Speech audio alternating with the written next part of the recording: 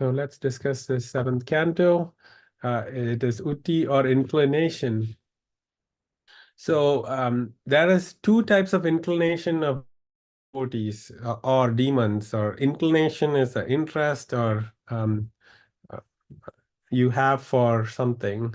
So especially for God is what we are discussing here. So the inclination for God can be auspicious or inauspicious. So inauspicious inclination is like Hiranyakashipu, um, and then auspicious inclination is like Prahlad. Um, and we're going to go deep into each of these topics and who is Hiranyakashipu, who is Prahlad, all that is covered mostly in the seventh canto. Um, and then Sukadeva Goswami also discussed that devotees, there are Shuddha Bhaktas who are very pure devotees, like Srila Prabhupada. And then there are Mishra Bhaktas who has mixture of karma, jnana, etc.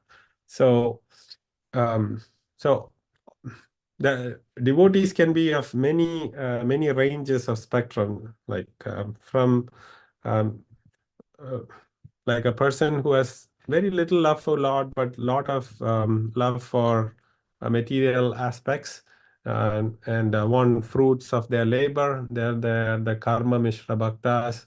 We see how Indra is one of them, right? How Indra was in previous chapter we have seen.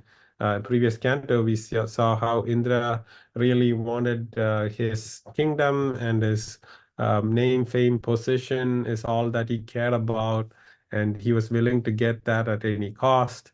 But he was also a devotee of the Lord. So we see different characters in Srimad Bhagavatam, all for us to learn what is the true um, mission of life and what is the true inclination we should all have, and who are the devotees we should all aspire and try to become. And we don't have to imitate them, but we can learn from them and take baby steps so that we can slowly purify ourselves.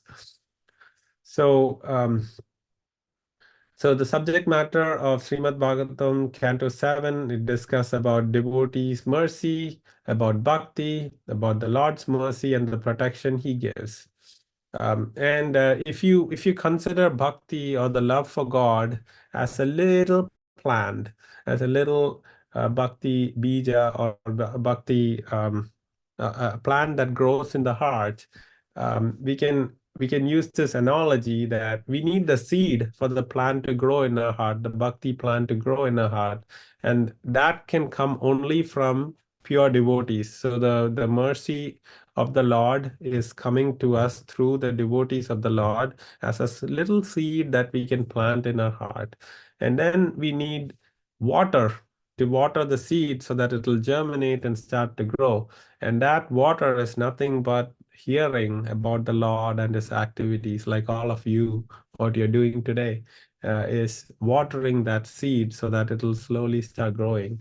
And then you also need a very fertile soil, and that is actually the good character that we can have for ourselves or try to have, like humility and respect for others, truthfulness. All these good qualities is like the nice fertilizers in the soil that will let the seed grow and become a plant.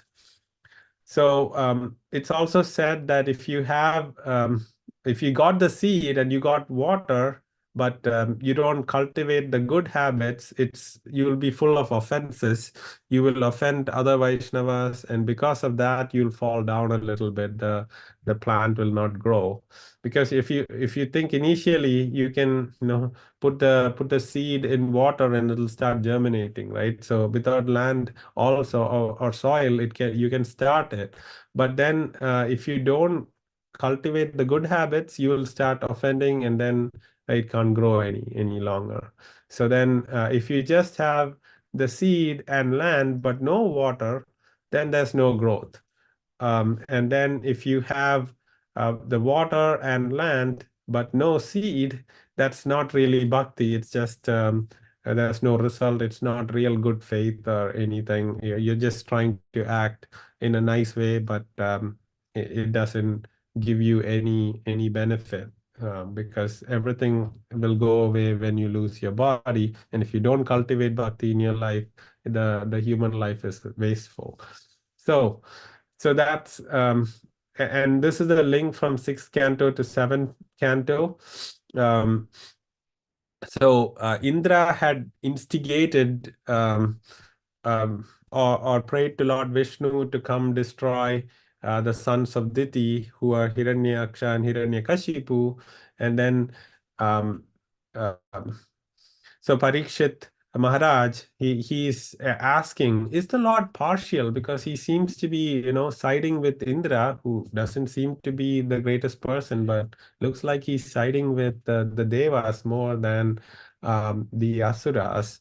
So um, uh, then Sukadeva Goswami starts narrating the story and says that the same question was asked by Yudhishthira Maharaj to Narada Muni.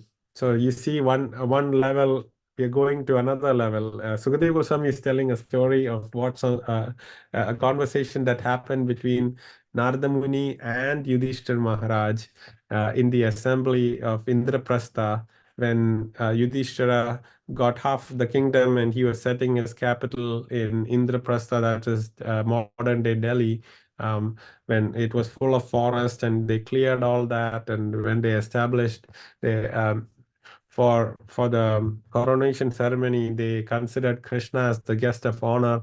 And there was this man named Shishupala, who is Krishna's cousin, but was very envious of Krishna.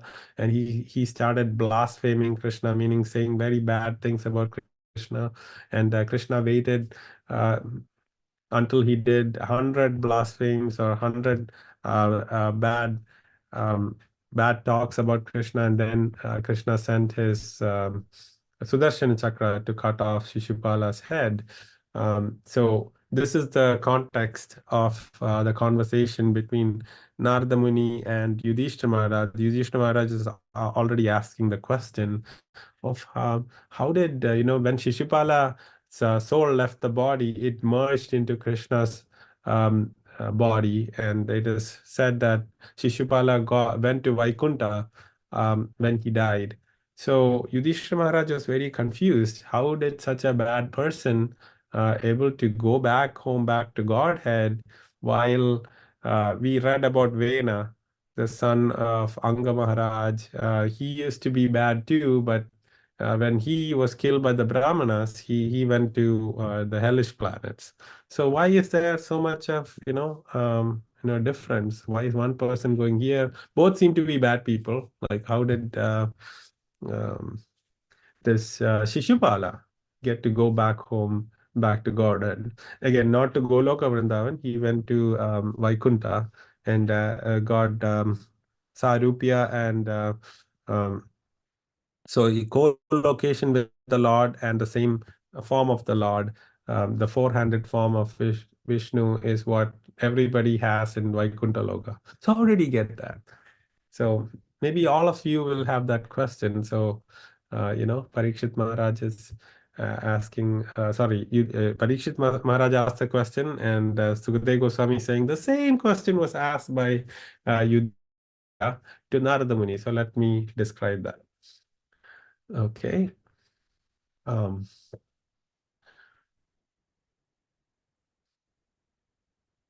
So again, the speaker is very encouraged when the listener asks good questions, because the speaker wants to talk more about Bhakti, Bhagavan, and Bhakta, and all these stories will allow that person to speak more.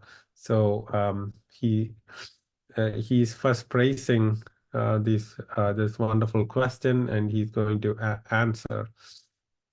So the way he answered is Krishna is Nirguna. He's unborn. Nirguna means he doesn't have like the dualities in material nature. In material nature, there is good and evil. There is truthfulness and untruthfulness, truth or lies, there is heat and cold. So everything is relative in the material world. But in the absolute platform or in large size, there is there is no distinction. And the gunas are not gunas are sattva, rajas, tamas. None of this is affecting the Lord. That's all part of material nature. So that is what you know Sukadeva Goswami is saying. Um, and and he also says the Sattva Guna, the Devatas and the sages are in Sattva, the Asuras are in Rajaguna, and the Yakshas and the Rakshasas are in Tamo Guna.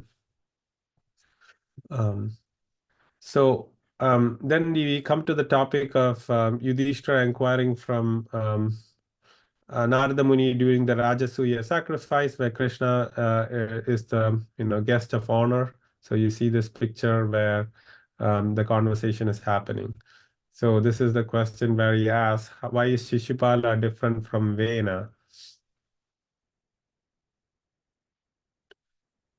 Um, so Shishupala and Dandavakra, they were both killed by Krishna, and they didn't go to hell or didn't have leprosy, but merged into Krishna's body. So Yudhishthira is saying, my intelligence is being disturbed just by the wind blowing on a diya. So all of you must have lit up diyas, and when you light it up and there's a wind, it's blowing hither and thither, and it might even get extinguished. So this doubt that Yudhishthira is having is really, bothering him. So um, so then Narada Muni tells Yudhishthira this concept of friends and enemies, criticism and praise, all this is dualities of the material world. But the Lord doesn't see any difference. Um, he's not affected by criticism or praise. Criticizers does get bad karma, just like Vena did. But the main important thing is absorption or concentration of the mind in Lord. So the Lord doesn't see good or bad. When Putana came to him and gave him milk, he just saw, oh, this demoness wants to be like my mother. So let me, promote her to get a maid servant body up to the position of maid servant in the spiritual world. So Krishna doesn't see the good and bad. He just see whether the person is absorbed in him, who's always thinking about him, who's inclined towards him all the time.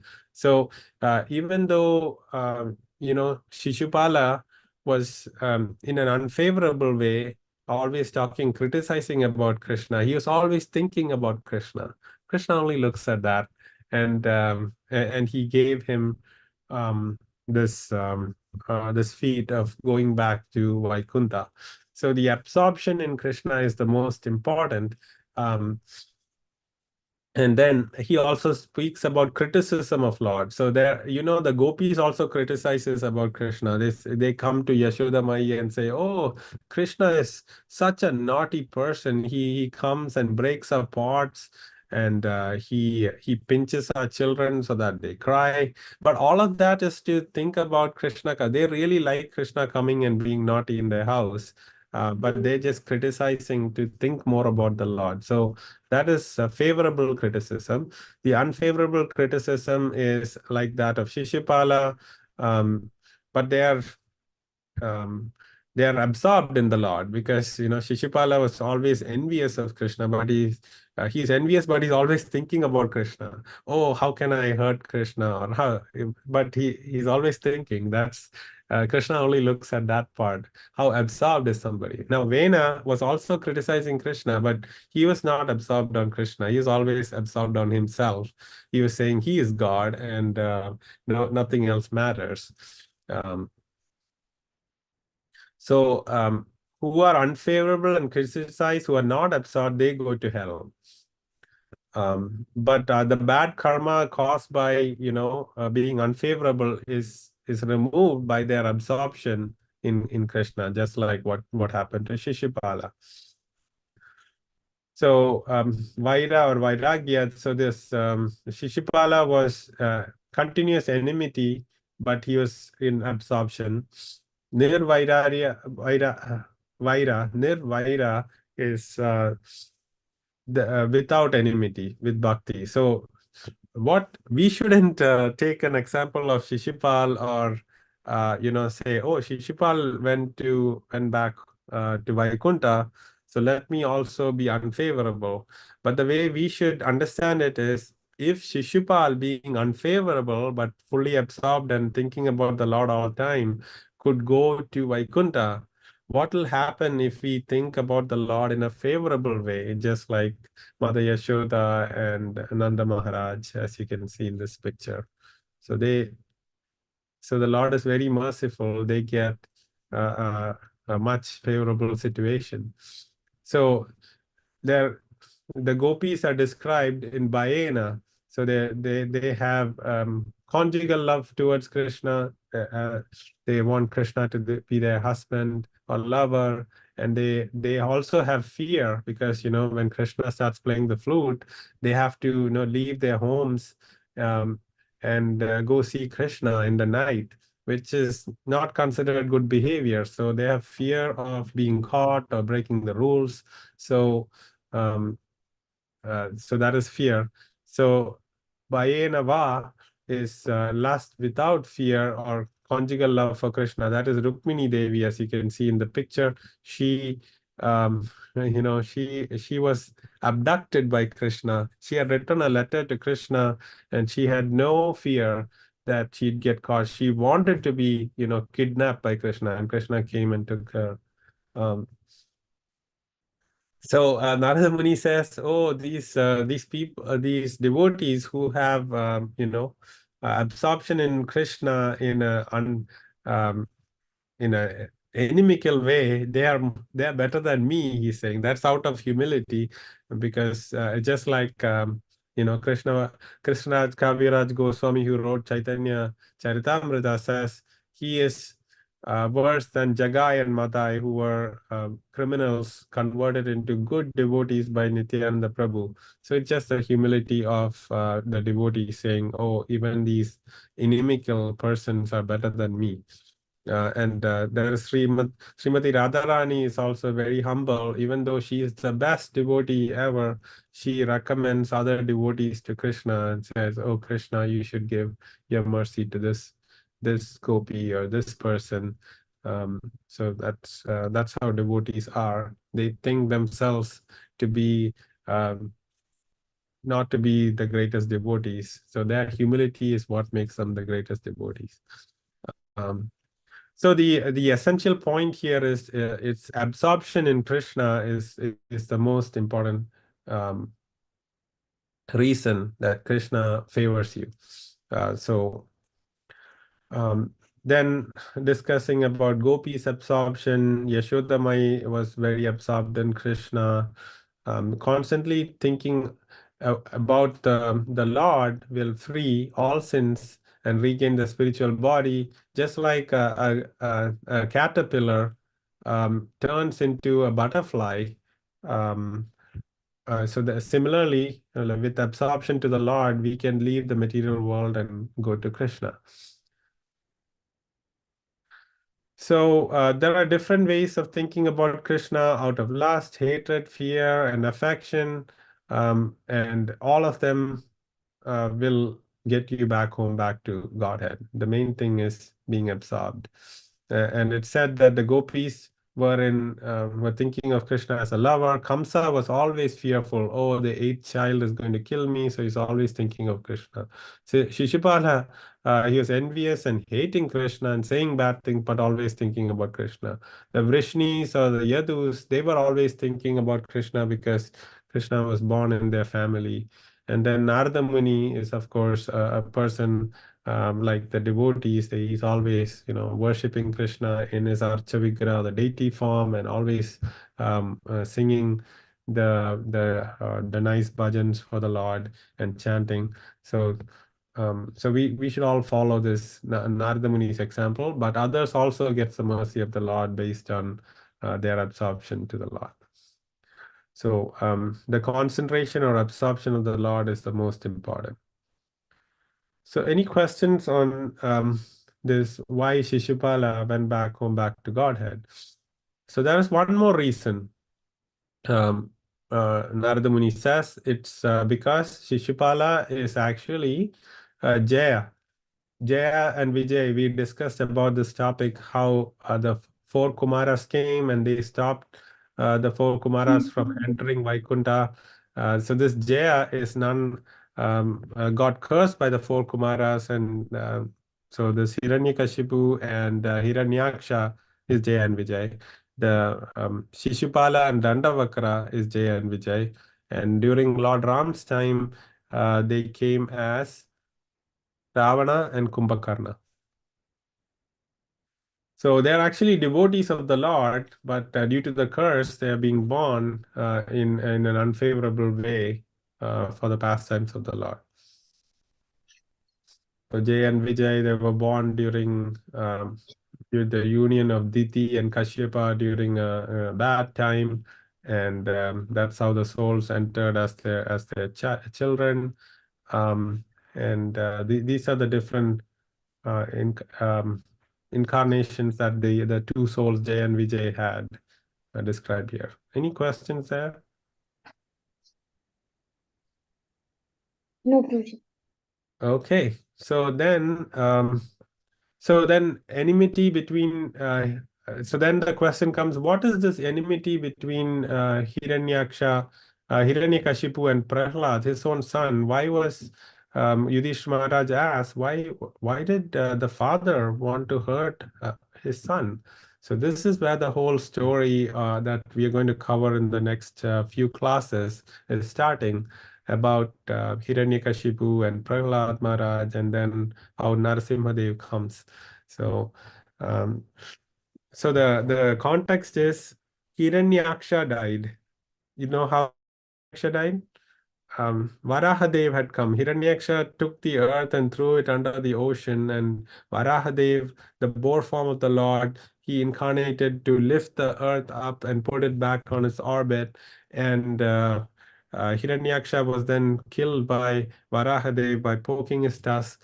And then this is the context of what is happening now, that Hiranyakashipu is pacifying his entire family, saying, "Oh, we are not this body; we are the soul." So he's saying all the right knowledge things, but he himself is trying to cater to his body, always trying to get material enjoyment. So we see he's saying the greatest truth, but he's not following what he says.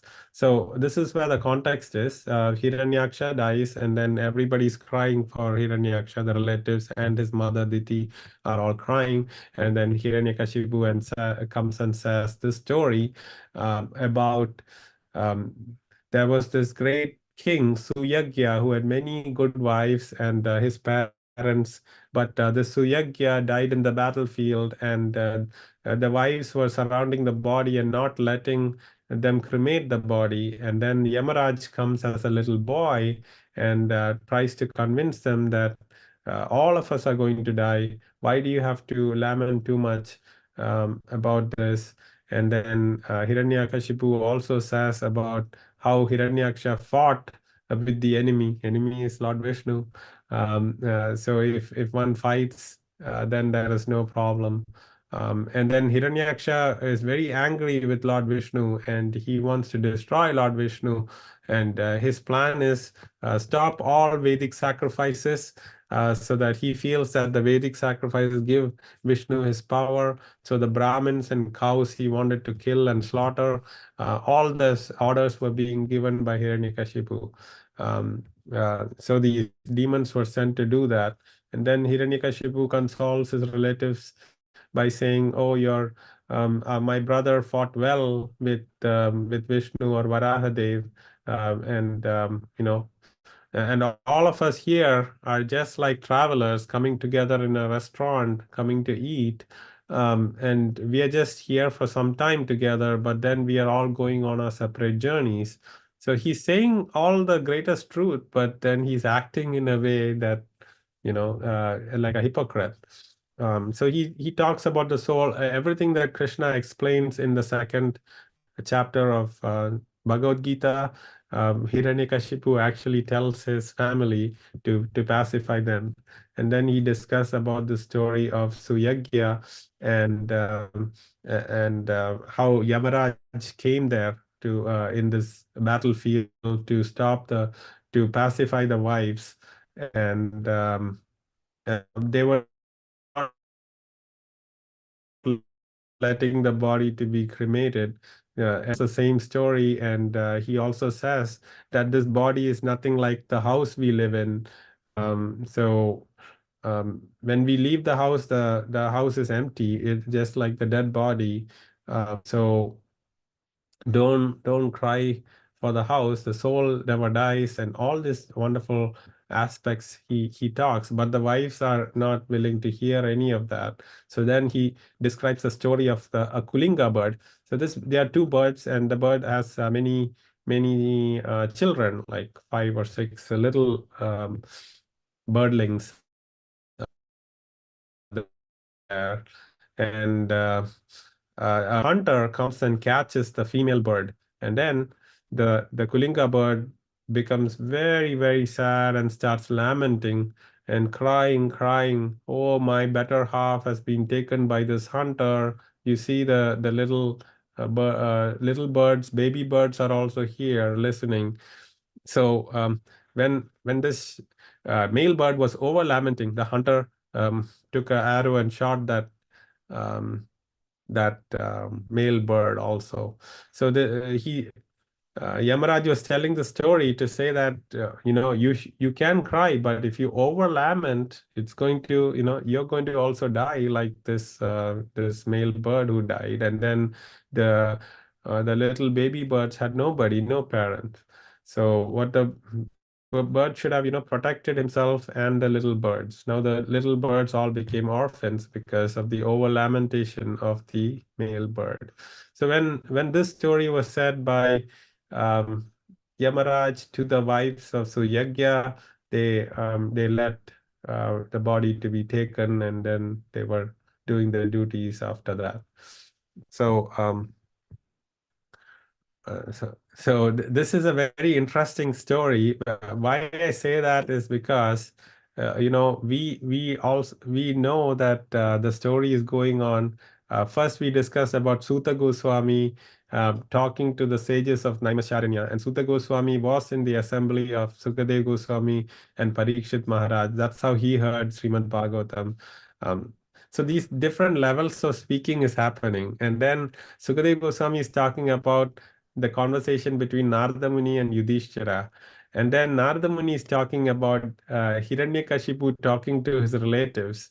And then Hiranyakashipu is talking about Yamaraj coming as a young orphan boy and talking to the wives of Suyagya. And then within that story is a story of a male bird who is lamenting for his wife. So I thought this is interesting. There are six levels of stories, one inside the other, that is happening at the same time. Um, Carrying on, we will just quickly complete this and then go to the Kahoot quiz. So Hiranyakashipu, after he lost his brother and he consoled his relatives of the death of Hiranyaksha, he decided to take revenge. And how he tried to do that is to go to the Mandara Mountain Valley, and he was doing very austere penance, where he would stand on his toes, as you can see, and he's raised up his hands. And for 100 celestial years, he didn't drink even water, and he was just focusing on getting the benediction he need.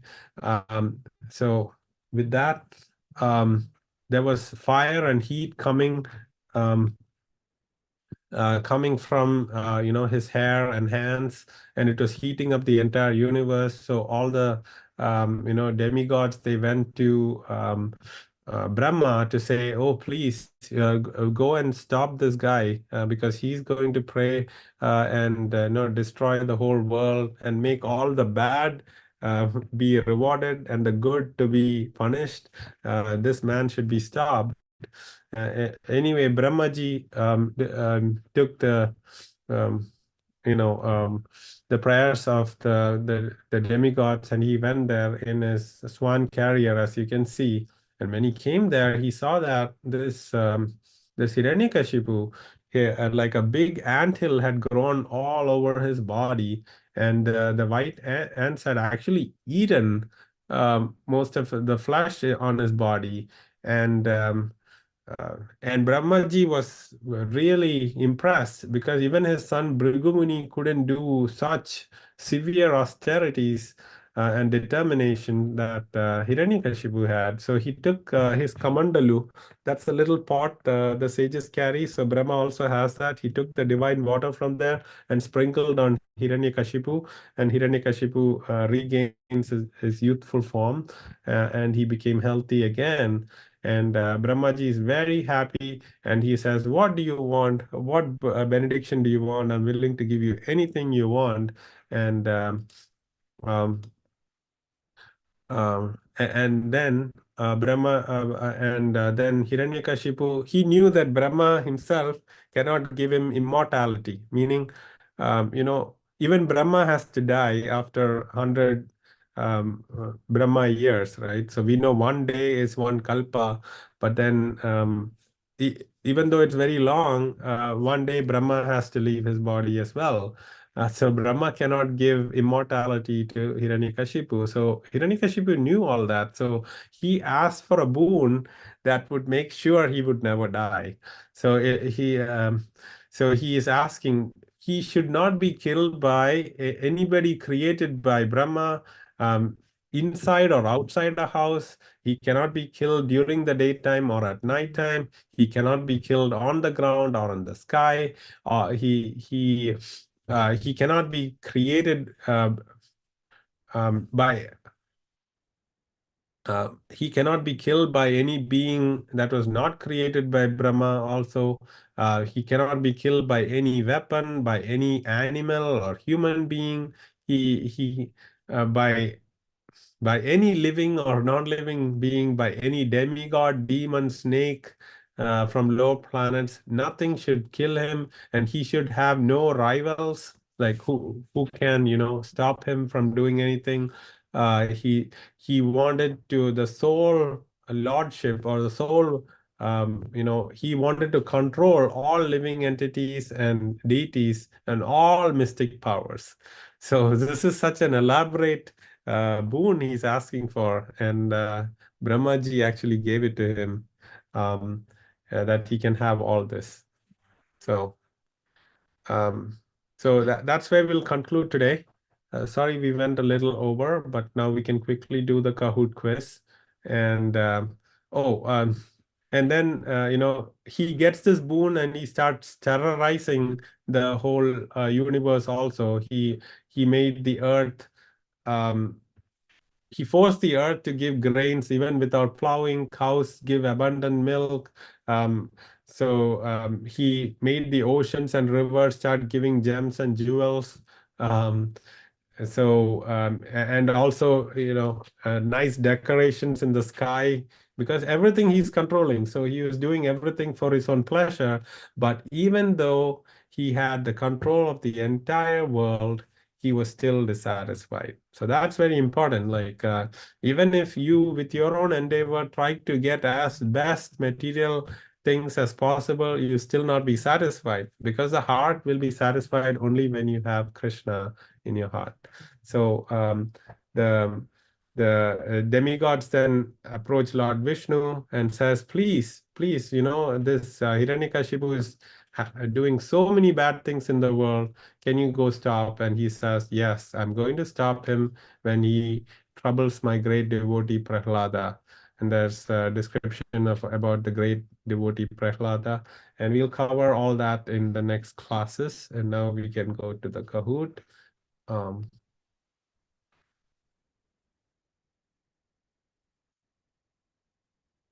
So it's going to be very interesting topics in the next classes, when we discuss Prahlad and Hiranyakashipu. Um, so the pin is 2548977.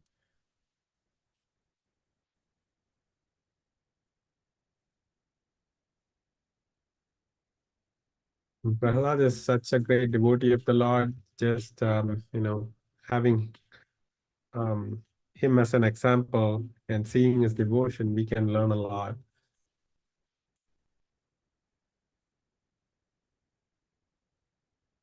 All right.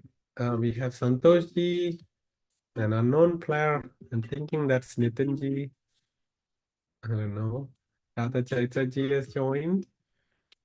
Anybody else joining? Hemanji? Meenakshi-ji? You want some more time? Yes, Prabhuji. Okay.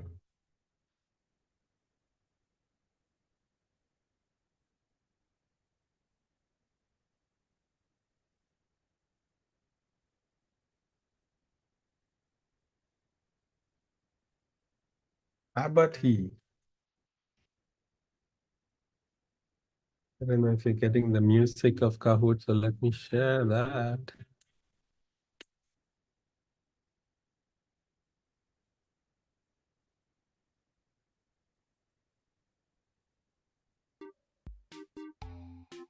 Do you hear the Kahoot sound now? Yes, Prabhuji. Okay. Prabhuji, can you wait for 1 minute? I'll join now. Okay, sure. Meenakshi ji, you cannot watch it on YouTube and play because YouTube is slightly delayed. So you have to be on Zoom to play. Yes, Prabhuji, I'm on Zoom itself. Yes. Okay, looks like Meenakshi ji has joined, so let's start. Oh, sorry.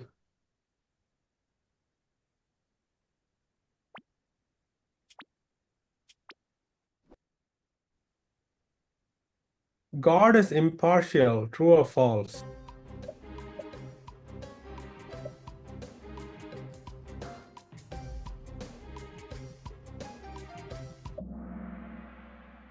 Yes, God is impartial.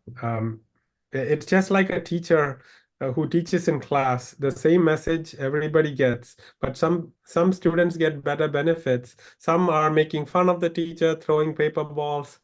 So those are like the demons. And then the devotees, they are listening, and then they might go talk to the teacher with doubts. So everybody has that opportunity. So God himself is impartial. But if a person shows interest, God reciprocates. So you can say he's kind of partial to those who reciprocates to him, but uh, generally he's impartial. Tarunji, are you able to join now? Yes, Prabhuji. Okay.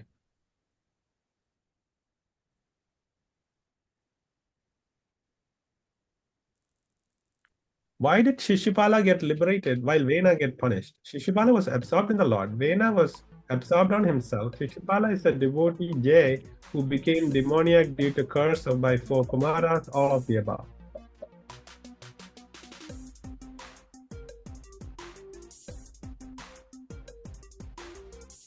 Yes, answer is actually all of the above. All of you are correct. The best answer is all of the above.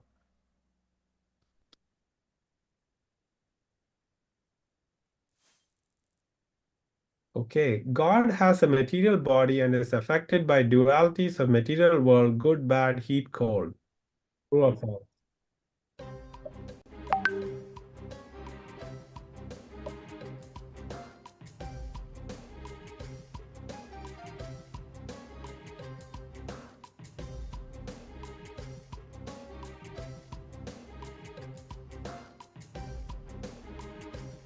Yes, false is the right answer. God has a spiritual body and he is not affected by the dualities of material nature.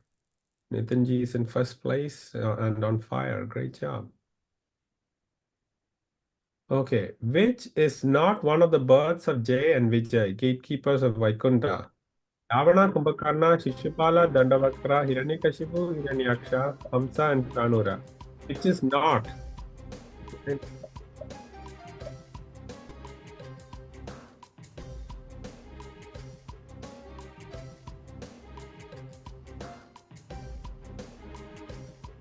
Yes, Kamsa and Chanura. Kamsa was Kalanemi in his previous life, not Jay and Vijay. And always read the question, which is not. Actually, Ravana, Kumbhakarna, Shishupala, Dandavakra, Hiranyakashipu, and Hiranyaksha are all, incarnations of Jay and Vijay.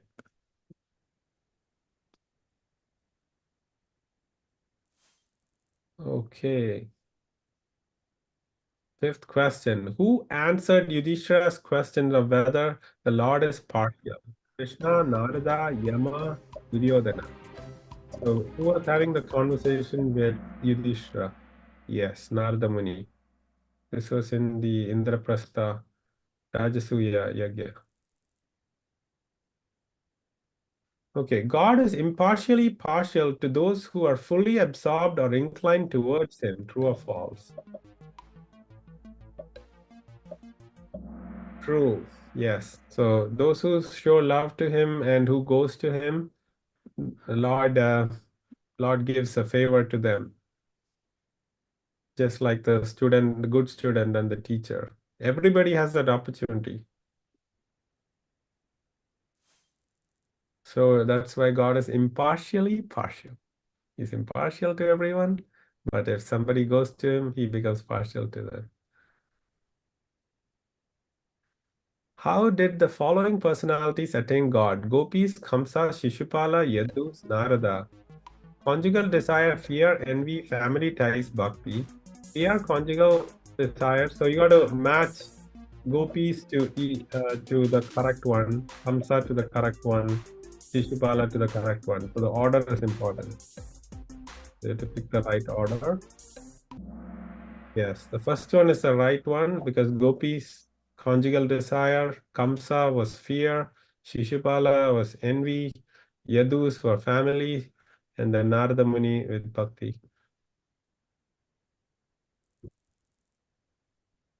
Okay, eighth question. Why did Hiranyakashipu order the demons to destruct brahmanas and cows?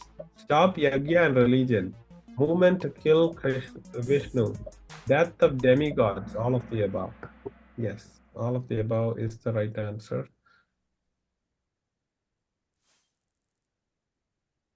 So some people think they are very smart, but we'll see in the next few classes how the Lord outsmarts even a smart person like Hiranyakashipu who thought he can, get a boon that will make him hurt the Supreme Lord. Whose story did Hiranyakashipu say to pacify the relatives mourning the death of Hiranyaksha? Indra, Narasimha, Suyagya, Krishna.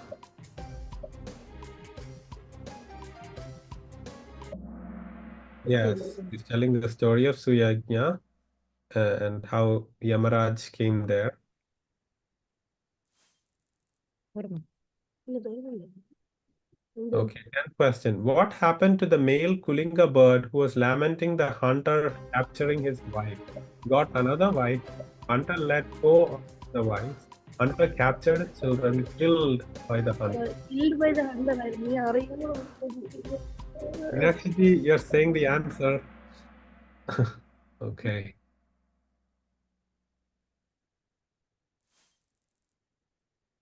Okay. Hiranyakashipu goes to Mount Mandara to perform austerities to become immortal after the death of his brother. True or false? True. All of you got it right. Great job, everyone. All 6 of you. Very good. How did Brahma revive Hiranyakashipu's body that has been eaten by ants for 100 celestial years? Sprinkling divine water from Kamandalu, uttering divine mantras, touch of lotus, touch of his hand. Yes, he sprinkled water from his Kamandalu.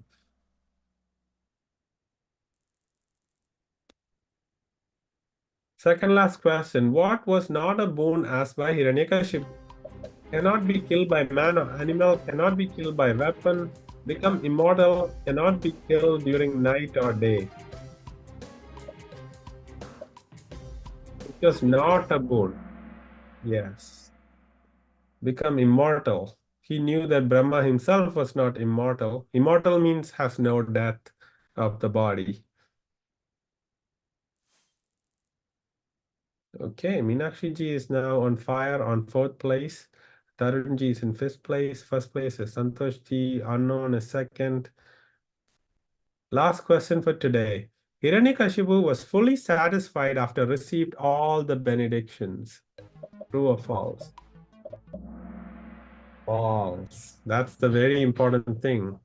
Even though he got everything and he was control over the entire world and universe and everybody was afraid of him, still he was not happy. Okay, Radha Chatterjee got 3rd place. 2nd place is unknown.